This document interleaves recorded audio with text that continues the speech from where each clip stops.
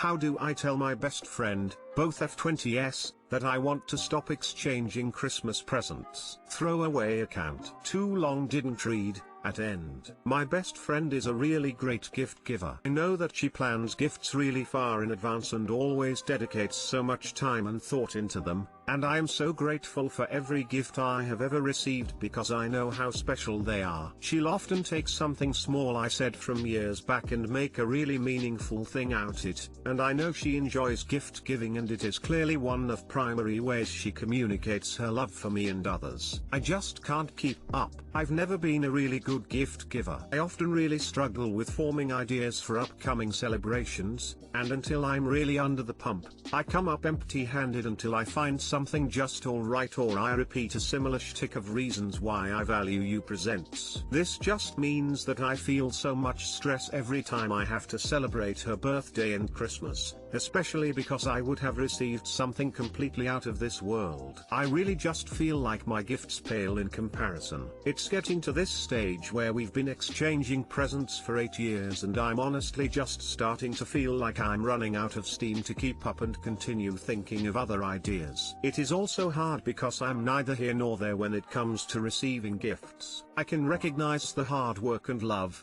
but I don't need to receive gifts to know that I'm loved. And so I worry that I don't reciprocate my love well enough because my presents never feel at her level. I want to express to her my gratitude for her gifts but ask that we just stick to one a year, on birthdays, because Christmas and the occasional Valentine's Day is too much for me. I have been able to move away from gift giving with other friends by just casually mentioning it or just mutually ceasing present exchanges, and we now opt for spending time with each other, something I love. I just don't know if this would be really insensitive or soul-crushing because it's not about her or how good of a friend she is, but really about my insecurity and my differing ways of communicating love. I know I've got to have the conversation, but does anyone have any tips or advice for how I could communicate this in a tactful and non-hurtful way? Too long didn't read. My best friend is a great gift giver and expresses her love through that, but I don't, and so I feel my gifts are incomparable. I want to only exchange presents once a year and opt to spend time with her for other celebrations but don't know how to deliver this in a sensitive and thoughtful way. Edit. Thank you all so much. I'm trying to get around to reading all the comments but I just want to say that I appreciate everyone's perspectives and input. It's really been helpful for me to consider different ways of having the conversation and problem solving our way to a more mutually agreeable situation. Also, yes, she's definitely the Leslie Knope in this instance. Maybe I could suggest No Presents 2020 ha ha ha, please laugh.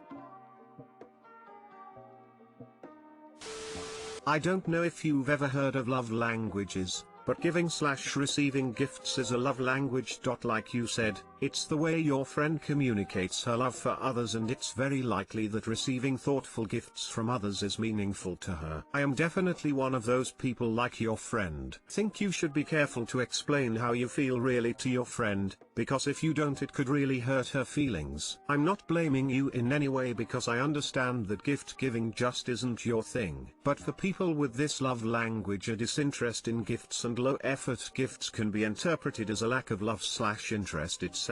Like I said, please explain how you feel to her carefully and in depth, and acknowledge that you are grateful for her gifts. Like someone else mentioned, maybe suggesting spending quality time together as an alternative is a good idea to emphasize that you still love and value her. If she insists on still giving you gifts without getting one in return, please consider letting her do that. As someone with this love language, it took a while for me to accept that giving gifts isn't the way everyone expresses love, and I had to accept that low-effort gifts from friends didn't mean they didn't love me because they show they love me in other ways. Giving them gifts they love brings me so much happiness anyway. Hopefully after you discuss this with your friend she'll understand too.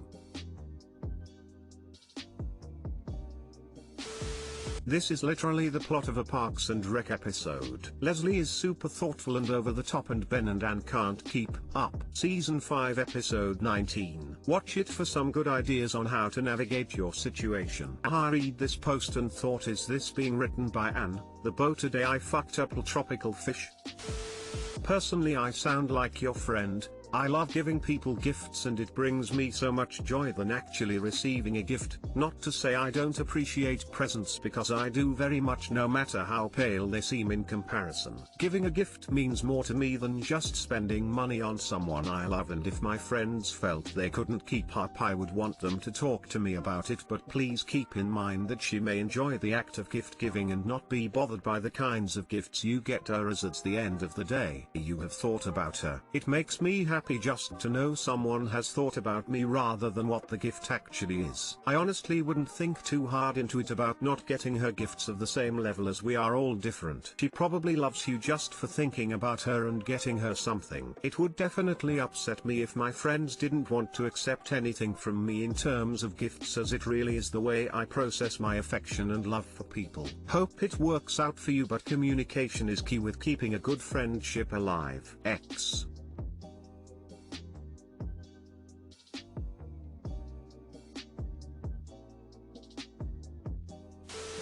Hey, guys, this year has been unusually rough on everybody's mental health, including mine. I want to suggest that instead of physical gifts this year, we do something special together to celebrate our friendship, like ice skating / spa day / wine tasting / etc. Suggest the activity you most would like to do, but have a backup just in case. Can start doing the research now and we can try to plan it for early December. Oh, this is actually a really nice way to transition out of gift giving and into spending time. Thank you so much for this suggestion.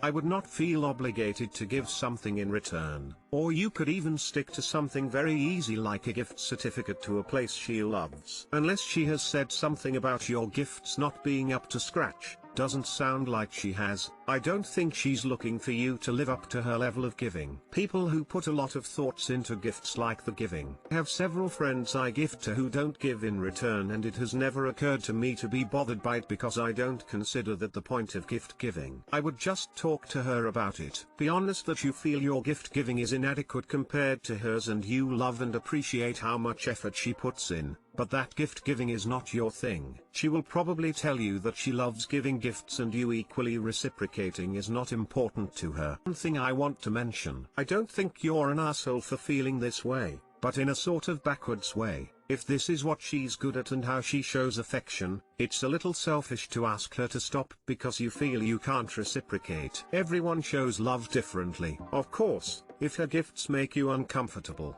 of course you can ask her to stop. But if you're just stressed because you can't give in the same way, let her keep doing it and work on taking the pressure off yourself. I, 32F, have become good friends with the lady that comes to clean once a week, 50SF.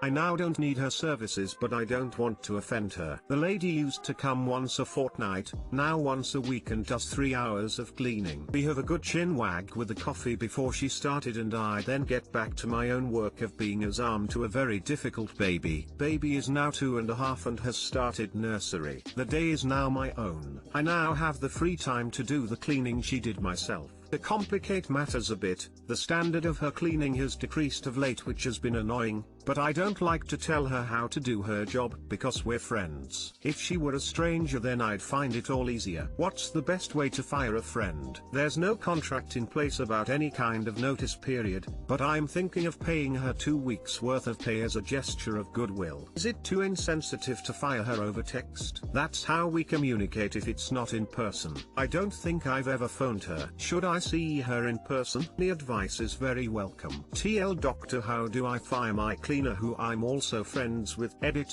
Thank you so much, everyone, for your responses. Unfortunately, I'm just as confused as I was before, since you all have very different opinions on how to tackle this. I'm sure I'll figure something out. Thank you all the same.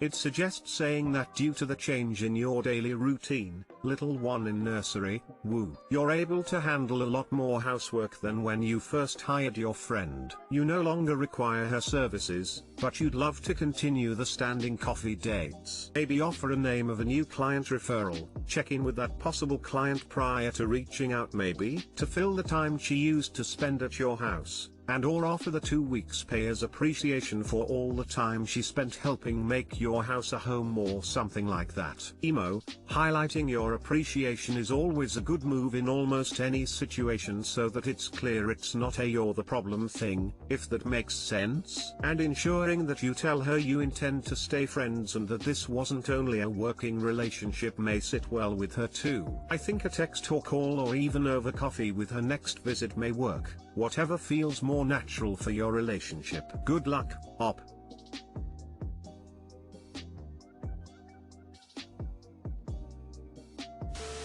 Don't fire her over text. She's aware of your child being in nursery school. She understands she isn't needed at the same level, is probably expecting the change. Offer to check with your neighbors to see if anyone else could use her, but that you'd like to stay in touch and get together for coffee if she has time. You may be surprised to find out that your friendship is more related to the job and will not continue in the future.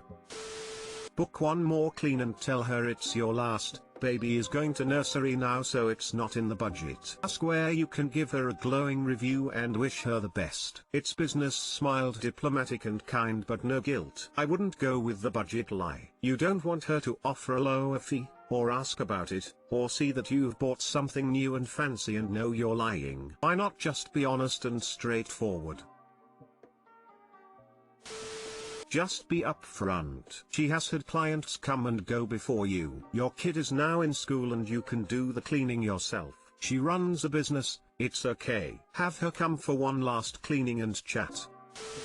I, 35F, am struggling with my boyfriend's, 31M, slack job hunting and I'm worried about our future. My, 35F, boyfriend, 31M, and I have been together for a year, moved in together 2 weeks ago. When we first met, he was working in a cafe with a master's degree in sustainable energy, environmentalist, hubba, and an undergrad in chemical engineering. He told me that he was really disheartened with job hunting, that he tried to get a job for ages after his master's and that he was unsuccessful. He felt it was because he is introverted and awkward in interviews and because English is his second language and he never met the strong communication skills component of the roles. Sustainable energy is not a massive industry where we live, and the roles are largely consulting, which does not suit him at all, so to me, it looked like it was a bad match from the get-go. Fast forward to COVID, he loses his hospitality job. We go into lockdown and he decides to do a 3-month software engineering intensive course with a well-known training provider,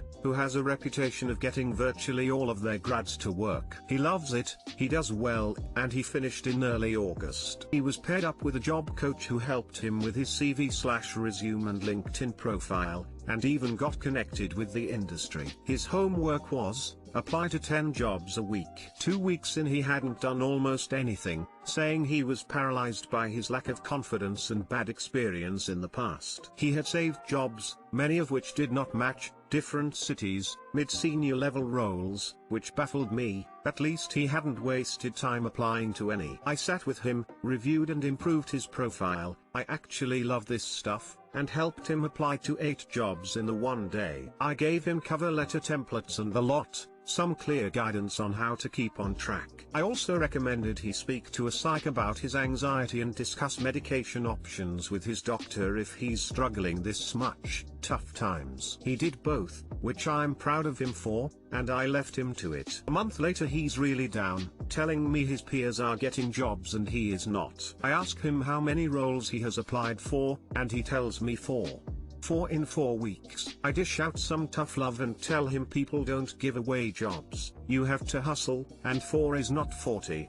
and he is self-sabotaging if he keeps avoiding it like this. Note, a $15,000 loan for his course is commencing mandatory payment in November. So he hears me and starts applying for more, and has been consistent now for a few weeks, doing well actually, and starts getting interviews, imagine. So now, we are at the interview stage.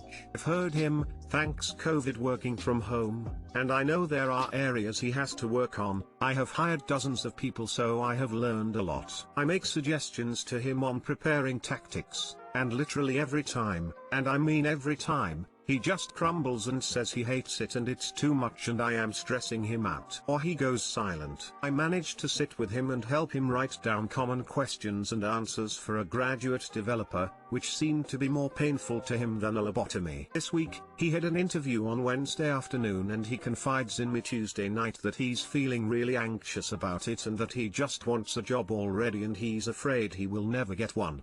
While he's sitting on the couch playing video games. FML. I am really frustrated by this point, and I basically tell him that action is the antidote to anxiety and maybe he should spend some time preparing. I offer to sit with him and dry run. I remind him of all the other prep that helps. He goes silent. I, admittedly, harshly, repeat my hustle comments from conversation past. If you want it mate, you have to frickin' work for it. He gets mad at me and goes quiet for the rest of the day. This is our first real fight TBH.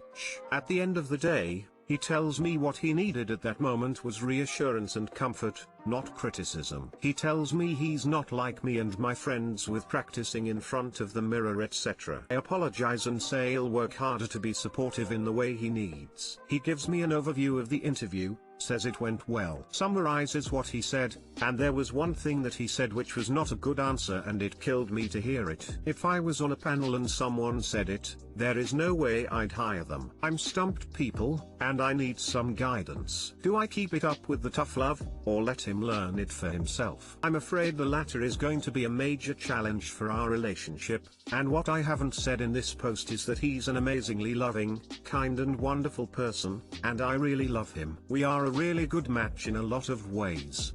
I just don't want this to become a bigger issue than it already is. Add-on, I should also mention, I am doing well financially and I have been covering quite a bit of spending since COVID began. Multiple times he has joked about just being a house husband while I go to work, which I was clear doesn't work for me. I sometimes feel like it's maybe easier for him to avoid the work when he has my financial support. Add-on to, I forgot to mention, the first time I got him to sit down to apply to jobs, he vomited for like 20 minutes. His anxiety around the whole process was that bad. So for those saying he's just being lazy, it's not. He steps up in other areas if/when we need to talk about them. Too long didn't read. Boyfriend is avoidant on all manners of job hunting despite being very capable, and is self-sabotaging his chances to get into a career he will be great at because he is anxious about it and hates the work required to apply for jobs and prepare interviews. I'm struggling to watch him self-sabotage and need to know, do I continue pushing him and telling him the hard truths? Or do I leave him to learn his lesson on his own even though it may become a wedge in our otherwise amazing relationship? Edit, add-ons and a few small other details. Thank you. I just want to say I really appreciate the perspectives and suggestions brought to this issue. Many of you have been considerate of both my boyfriend's needs and my own, and your suggestions and advice have given me the insight I need to work on myself, my relationship and my needs in a partner. To all of you who have shared your own stories of anxiety/doubt/shame, thank you for being brave. To the rest of you people who just shared your judgments without answering my specific question with comments like he's a giant baby, just dump him, he's a loser, a leech etc. You're tone deaf and you're not following the spirit and guidelines of this subreddit. Also, all you've done is remind me how wonderful my boyfriend is, because he isn't a judgmental cynical jerk. So thanks, smile.